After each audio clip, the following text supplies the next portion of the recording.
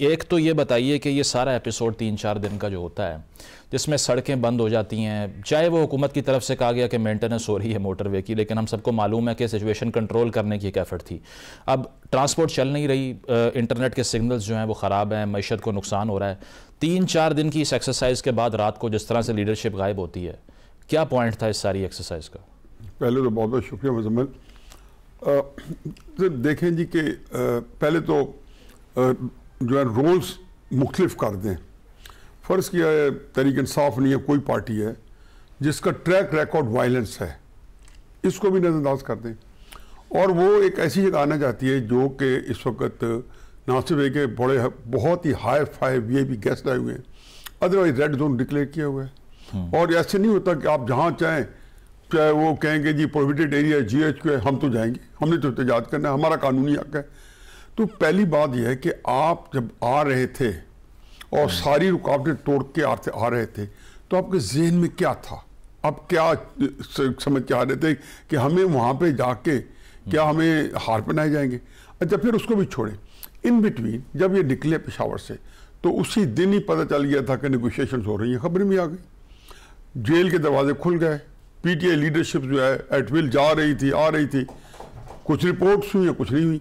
जब ये आ जा रहे थे तो जाहिर है कि यही उनको कहा जा रहा होगा कि आप रेड जोन के अलावा कोई जगह सेट कर लें। आखिर हमने फजल रहमान साहब को भी आपने अक्टूबर 2019 में आने दिया और एक जगह दे दी, वहाँ बैठ गया, 5-7 दिन बैठ के चले गए। बिल्कुल, आप भी सिलेक्ट करें। ये आपने जो एक किया हुआ है कि जी एक आपने एक रिजॉल्व किया हुआ है कि हमने D चौक जाना है, तो क्या समझ के जाना है कि वहाँ पे अल्टीमेटली क्या होगा? आप जोर जबरदस्ती जाएंगे? इतना भी कह दिया गया कि जी जो है 245 के तहत आर्मी को कॉल कर लिया गया। बिल्कुल, तो ये सारे सिंबल है कि आप जाएंगे तो बहुत ब्लड शेड हो सकता है। इसका मतलब है कि कतई नजर इसके गवर्नमेंट ने क्या गलती की नहीं की, मैं अभी उसको बाद में देखते हैं, लेकिन गवर्नमेंट के पास चॉइस क्या थी? इमरान खान साहब खुद हुकूमत में होते, उनके क्लिप्स आप देख रहे हैं जी, जब उन्होंने मैं TLP के धरने के बारे में कहा था कि कभी कोई ये भी करता है, ये भी वो एग्जैक्टली जो कर रहे थे वही खुद कर रहे हैं। दूसरी सी बात यह है कि देखो, मुझे तो अब समझ नहीं आती कि बंदा इनको क्या समझाए, क्योंकि जो चीज़ इनके अपने नफ़े नुकसान की अगर इनको खुद नहीं पता चलता, अगर इनकी सियासी हिकमत अमली खुद ही इतनी फॉल्टी और इतनी ख़राब है तो बंदा इनको क्या बताएगा? लेकिन आपने लेकिन मैं सिर्फ छोटी मिसाल देता हूँ कि आपने ये धरने जो है जो 24 नवंबर को, ये कुछ पहली दफ़ा कर रहे हैं।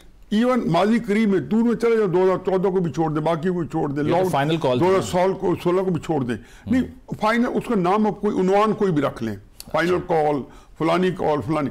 लेकिन आप ये देखें कि आपने जब आपने देखा कि 2022 के अंदर इमरान खान साहब खुद उनकी वलवला अंगेज क़यादत थी और आपने 22 मई को कहा, 40 जज से आपने मोटिवेशनल किए।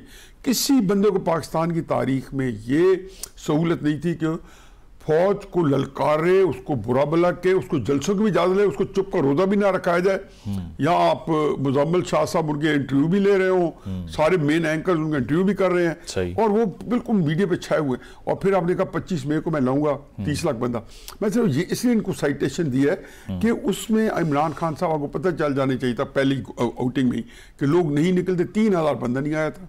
आपने देखा ही 26 मई को जब वो रिलीजियस टच का एक तड़का लग रहा था, बिल्कुल, तो सामने जिस माल के ताजर थे वो मालदार। लेकिन पार्टी के अंदर डिबेट ये है कि खान साहब ने ये कहा। आता हूं, अब 26 नवंबर को आपने किया, 26 नवंबर को किया तो आपने जब 2022 में जब जनरल आसिम मुनीर साहब की अपॉइंटमेंट, एक तो अनहोनी अपॉइंटमेंट रुकवानी है, सही आर्मी चीफ की, हमारा लेना देना नहीं है सिविलियन पॉलिटिकल पार्टीज का, कौन बनता कौन नहीं बनता, और ये प्रोगेटिव है प्राइम मिनिस्टर का।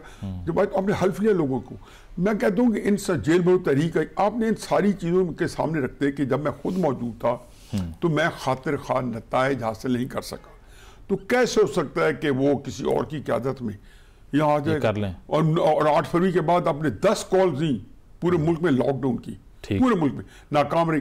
अब ये जो आगे फरमा रहे हैं जी कि आखिर में पहली बात तो है कि इमरान खान साहब ने बड़े रिजॉल्व और डिटर्मिनेशन के साथ मैसेज भिजवाए थे कि अगर मैं कहूँ तो भी, और ये मैसेज उनकी फैमिली की तरफ से आया, चाहे वो सिस्टर्स थी चाहे उनकी बेगम साहबा थी, कि जी खान साहब हम नहीं करेंगे, क्योंकि उन्होंने इनका कान में बात डाल दी होगी कि मैं कुछ कहता रहूं, क्योंकि यही बात कही गई थी कि वो कुछ कहते रहे, जो बाद में ये हुआ कि खान साहब कुछ कहे, हो सकता है उन्होंने इन तक पैगाम भी दे दिया हो, लेकिन चूंकि एक सुपर इम्पोज हुआ, एक ख्याल मौजूद होगा कि जब मेरा आ भी जाए तो उसको डिसरिगार्ड कर। याजी साहब, एक ये बुशरा बीबी साहिबा का जो केस है कि उनका एक तो इस पॉलिटिकल सीन में एंटर होना, उससे पहले उनकी रिहाई, ख्वाजा आसिफ साहब ने कहा कि दरअसल ये तो डील के तहत हुआ, गवर्नमेंट का नुक्ता नज़र ये था, और उसके बाद सोलली उनका ये फैसला करना कि हमने डी चौक जाना है, बाकी सारी पार्टी दूसरी तरफ खड़ी हुई है, और उन्होंने तनहा ये फैसला किया और उसके बाद ये इम्प्लीकेशन हुआ। तो बुशरा साहिबा का रोल आप देख रहे हैं कि इतना सेंट्रल हो जाएगा आगे जाके?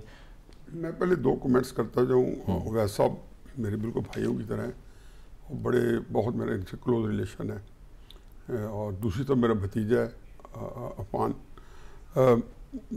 ये फरमा रहे हैं अवैस साहब कि जी इमरान खान के अंदर कोई नेपोटिज्म नहीं है, क्रोनिज्म है। अच्छा, मुझे ये बता दें कि अगर नवाज शरीफ अपना वजीर हेल्थ बना दे डॉक्टर अदनान को, जो उनकी अस्पताल का चीफ एग्जीक्यूटिव है, तो क्या कहते हैं इमरान खान उनको? आप फैसल जो सुल्तान को आपने हेल्थ मिनिस्टर बनाया है, फिर किस मेरिट पे जुल्फी बुखारी आया है? सही, किस मेरिट पे? एक लिस्ट है, लंबी लिस्ट है। तो मुझे तो हैरान हूं कि ये सारी चीजें तहरीक इंसाफ के अपने सोचने की है, ये मुझे बताने की नहीं है। लेकिन क्योंकि इनको कभी भी ये इनके अंदर वो कहते हैं स्ट्रेंथ, अपने नैरेटिव जान ही नहीं होगी। फिर दूसरी बात ये बहुत बड़े माशाल्लाह पॉलिटिकली भी एक्टिव है हमेशा से, और बड़े जयद हमारे अटॉर्नी एट लॉ हैं। 2008 से लेके 2018 इसी पाकिस्तान में एक सियासी गिरफ्तारी नहीं हुई, 2008 से 2018। ये मैं आज तक इस पाकिस्तान में ये तस्वीर नहीं देखा। वो क्या उस्ताद आप पड़ी 2018 के बाद कि आपने किसी को बाहर नहीं छोड़ा? ये कहते जी हमने सबको फलां को इजाजत दे दी, फलां को इजाजत दी। आपने किसको इजाजत दी? आप जो काम जो कुछ किया है, और जिस तरीके से आप लोगों को बेईमानत के जेलों में डाला है, और फिर जो आप क्या कहते हैं कि but goes around comes around. आपने कुलसूम नवाज साहबा बिस्तर मर्ग में थी, और तहरीक इंसाफ का जो सोशल मीडिया था, जिसको ये बड़े रिलीजियसली फॉलो करते हैं, इनका आधा जो ईमान का छठा जुज़ है ना तहरीक इंसाफ का, वो इनका सोशल मीडिया है, और ये मान ही नहीं सकते झूठ बोलता है, और ये इनका क्राइसिस है। अपने अपने अपने आप को ये गड़े खुद खोदते हैं। ये देखो क्राइसिस ये है कि इनको पहले तो ये देखना चाहिए कि इमरान खान साहब ने 2018 से लेकर 2022 अप्रैल तक सियासत के जो रहनुमा असूल एस्टेब्लिश किए हैं, वो बूमरैंग बन के आने थे एक एक मद में। अच्छा। वो कहते थे हमारी माँ से मेरी बात करो, मेरी माँ मर रही है, नहीं हो सकती। नवाज शरीफ साहब ने कहा कि, और वो उस वक्त जान दे रही थी। क्या केयरलेसनेस है यार आप लोगों के लिए। मैंने इनको सबको देखा तरीके साहब के दोस्त हैं, मेरे बहुत दोस्त हैं, मेरे पास बहुत, जिसको बहुत एहतराम करते हैं, प्यार करते हैं, मेरा उनसे बड़ा रिश्ता है। जब भी मेरे पास आते मैं कहता हूँ यार अपने आप को आप उस रंग में क्यों रखते हो? मसलन मैं ये कहता हूँ ये जो अलकादर ट्रस्ट है, आप मुजम्मिल शाह साहब बड़े माशाल्लाह अच्छा दानिशवर है। चश्मे तस्वुर ये सोचें कि ये ट्रस्ट जो था इसके 2 ट्रस्टी थे, एक का नाम था वजीर आजम नवाज शरीफ और दूसरी थी कुलसूम नवाज साहबा।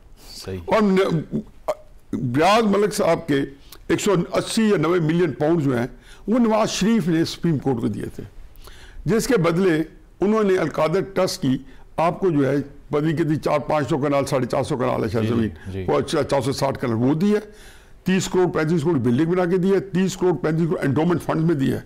तो इमरान खान साहब अब क्या कहते हैं नवाज शरीफ के बारे में?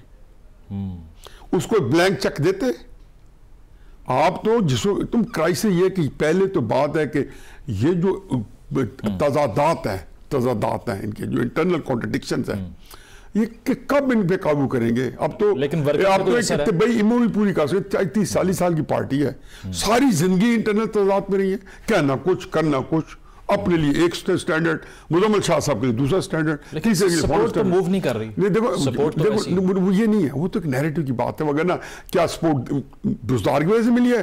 50 लाख घर बनाए हैं, एक को नौकरी नहीं है। भाई आप समझिए, या बुजदार साहब ने करप्शन के लिए कोई नया रिकॉर्ड नहीं कायम किए। ये बैठे हुए मेरे भाई मेरे साथ, बता दें बुजदार साहब कैसा वजीर आला था, महमूद खान का मैं बता देता हूँ। तो क्राइसिस ये वो नहीं है, वो तो खैर उनका नैरेटिव, नवाज शरीफ साहब ने उनका नैरेटिव ले लिया, मोरा होने का, और ये ले लिया। मैं एक और कमेंट करता हूँ, वो ऑन लाइटर नोट, कि वो फरमा रहे हैं जी कि अफवान हमारा बरखुरदार कि जी मोहसिन नकवी जो है वो नुमाइंदा है और सेनेट का मेंबर है। मेरा ख्याल है नुमाइंदी दो ही हैं, एक का नाम है फैसल वार्डर, एक का नाम मोहसिन नकवी। वो दोनों सेनेटर हैं, एक से बाकी बेकार है। राना सनाउल्लाह साहब ने इंश्योरेंस पॉलिसी है। राना सनाउल्लाह ने बड़ी खूबसूरत बात की थी इस जमाने में। उन्होंने कहा ये उनकी मेहरबानी है कि वजीर दाखिला बने थे कि वो उन्होंने वजीर आला नहीं बने, और सॉरी वजीर आजम नहीं बने। ये उनकी चॉइस थी। राना साहब ने टीवी पे कहा था तो मैंने उनको बड़ा अप्रिशिएट किया। तो मैंने कहा अच्छा आखिरी बात तो कराई ये जी देखिए जी, बात यह कि मुझे इसमें बड़ा मैं समझता हूँ कि इससे हमारी पॉलिटिक्स जो है इसकी जो परागंदगी है वो ये है कि जो पोलिटिकल पार्टीज है ना वो सारी की सारी एस्टेब्लिशमेंट ऑपरेटेड है। वे फॉरवर्ड क्या है फिर? वे फॉरवर्ड कोई भी नहीं है। सियासतदान इकट्ठे हो सकते थे। इमरान खान साहब को नवाज शरीफ ने 20 अक्टूबर 2020 में 10 साल जेल, बेटी को 7 साल जेल, उसके बाद गुजरांवाला में तकरीर की, क्या कहा इमरान खान से हमारा कोई झगड़ा नहीं है, हमेशा हाथ बढ़ाया। मेरा झगड़ा जनरल बाजू आपसे है, मेरा जनरल फैज हमीद मेरा झगड़ा आपसे है, मेरे मुजरिम आप है। इमरान खान ने अगले कहा तुमने जरूरत कैसे हुई जनरल बाजवा का नाम लिया, तुम जो करप्ट आदमी हो जनरल बाजवा का नाम लेते हो। ये उनके जो है खुदाई खिदमतगार बन के खड़े थे। देखो ये इस वक्त मैं आपको बताऊं इन रियलिटी इस वक्त पहले तो एक फिक्रा जो है जो मैं करना चाहता हूँ वो मैं जरूर कनेक्ट करता जाऊँ। ये मुझे तकलीफ हुई है कि हुकूमत जो थी इरेलेवेंट थी। अच्छा। क्योंकि सारा निज़ाम जो था और होना भी चाहिए था, क्योंकि एस्टेब्लिशमेंट जो है उनकी वजह से ये प्रेशर पड़ा और हुकूमत जो थी बिल्कुल सिटिंग आइडल। ठीक है उन्होंने एक आध बंदा मिनिस्टर दिया होता तारड़ साहब कि आप साथ खड़े हो जाए करें मोहसिन नकवी साहब के, बाकी जिन्होंने जो स्टेक नहीं था उनका, जिन्होंने प्रोटोकॉल स्टेक नहीं है वो बड़े प्राइम मिनिस्टर अपने चीफ गेस्ट को एंजॉय कर रहे थे। सारा निज़ाम उन्होंने उधर तवज्जो दी थी, बिल्कुल ठीक थी। ये उन्होंने कहा कि एस्टेब्लिशमेंट जहाँ तक आएगी, देखो उन्होंने अगर मारना होता, ये कहते हैं हेलीकॉप्टर से बम फरसाते रहे, अगर मारना होता तो अटक पे मारते, हर जगह छोड़ा ना। तो ये बताते जाए अवैध साहब, अहमद अवैध साहब बड़े अच्छे जयद लाए कि करते क्या, अब वो कहीं कैसे रोकते। आप डी चौक तक आने दिए, आप डी चौक के कंटेनर पे पड़ गए और पुलिसों को मारते फिर और सारे दिन वीडियो पोस्ट करते फिर आप तो चली नहीं, रेंजर मार गए, आपने तफसील दी। मेरा ख्याल है जो बुश बीबी पे है ना, मेरा इसके अपनी रिजर्वेशन है। मैं समझता हूँ कि जिसको प्रोटोकॉल के साथ आप अडियाला जेल से रिसीव करें, अच्छा, फिर उसको पलक झपकते प्रोटोकॉल के साथ पेशावर पहुंचा दें और फिर प्रोटोकॉल के साथ आए और प्रोटोकॉल के साथ वापस चली जाए, ठीक है, तो अल्लाह ही जाने कौन बशर है।